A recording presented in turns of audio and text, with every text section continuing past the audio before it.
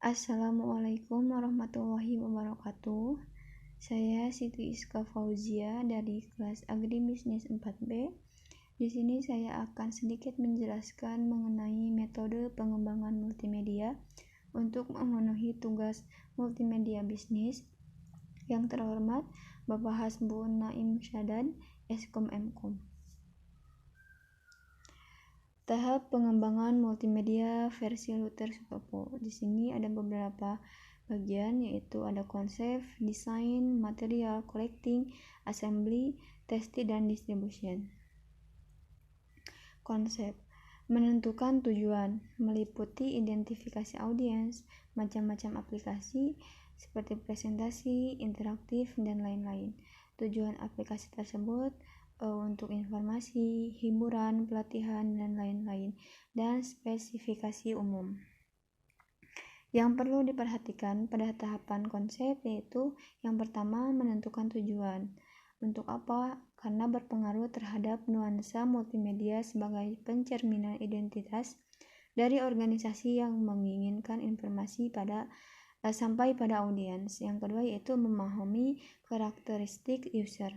Kemampuan audiens sangat mempengaruhi desain sehingga multimedia dapat dikatakan interaktif. Interaktif itu media yang dirancang dengan melibatkan respon pemakai secara aktif. Kemudian di sini ada desain, membuat spesifikasi yang secara rinci mengenai arsitektur proyek, gaya, dan kebutuhan material untuk proyek. Yang kedua yaitu melakukan authoring system. Yang ketiga yaitu bentuk authoring system yang terdapat ada outlining, storyboard, flowchart, modeling, dan scripting. Ada macam-macam perancangan. Yang pertama ada desain berbasis multimedia. Desain ini dikembangkan dari metode perancangan pembuatan film menggunakan storyboard. Saat ini karena multimedia memerlukan aspek interaktif sehingga perlu dilengkapi dengan flowchart. Yang kedua ada desain struktur navigasi. Memberikan gambaran link dari halaman satu ke halaman yang lain. Digunakan pada multimedia non-linear dan adaptasi dari desain web. Yang ketiga ada desain berorientasi objek. Adalah metode perancangan di mana komponen multimedia dinyatakan sebagai objek. Adapun perancangan yang baik. Perancangan yang baik yaitu dengan menggabungkan ketiga metode yang tadi sudah disebutkan sehingga mendapatkan gambaran dan pemahaman yang lengkap. Seperti contoh, pembuatan storyboard dilengkapi dengan desain struktur navigasi agar mendapatkan struktur sistem secara keseluruhan. Ada juga desain berbasis multimedia, yaitu ada dua, storyboard dan flowchart view. Storyboard digunakan untuk multimedia linear, sedangkan flowchart view melengkapi storyboard untuk multimedia non-linear, yaitu interaktif dan multimedia yang menggunakan banyak percabangan. Kemudian ada storyboard. Storyboard merupakan gambaran dari cerita yang akan dibuat, maka harus mudah dimengerti oleh semua pihak. Penjelasan yang kedua merupakan rancangan gambaran manual yang dibuat secara keseluruhan sehingga menggambarkan suatu cerita.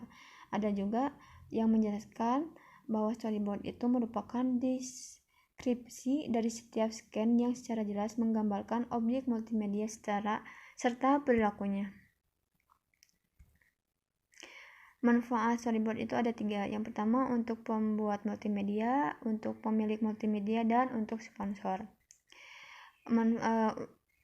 Penjelasan sedikit mengenai manfaat yang 3 tadi. Yang pertama itu berfungsi sebagai visual test yang pertama-tama dari gagasan secara keseluruhan dapat dilihat apa yang akan disajikan. Yang kedua bagi staf pembuat multimedia merupakan pedoman dari aliran pekerjaan yang akan dilakukan. Dan manfaat yang ketiga untuk sponsor yaitu gambar dari suatu multimedia yang akan diproduksi. Pembuat storyboard untuk animasi yang kecil dibuat oleh produser dan dibantu oleh animator. Yang kedua untuk perusahaan yang besar ada departemen khusus storyboard. Flowchart view disebut juga diagram tampilan. Pengertiannya yaitu diagram yang memberikan gambaran aliran dari suatu scan ke scan lainnya. Digunakan untuk pengembangan multimedia interaktif. Flowcard view dapat dilihat komponen yang terdapat dalam suatu scan dengan penjelasan yang diperlukan. Transisi dari scan ke scan lainnya disebutkan di samping hubungan antara satu scan dengan scan lainnya yang dinyatakan dengan garis berikut tanda panah.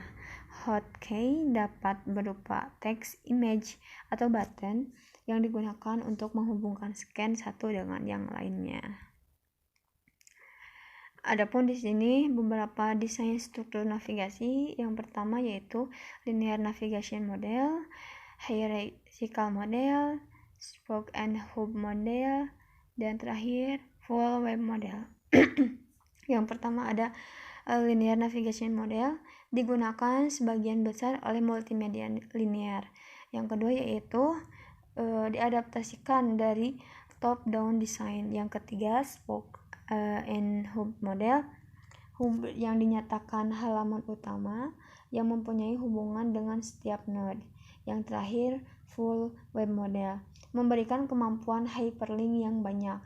Hyperlink itu suatu cara menghubungkan suatu bagian di dalam slide, file, program, atau halaman web yang bagian yang lainnya dalam bidang tersebut, atau bisa juga disebut dengan suatu teks yang menghubungkan atau mengarahkan ke tampilan halaman lain. Mungkin sekian yang dapat saya jelaskan mengenai multimedia, pengembangan multimedia.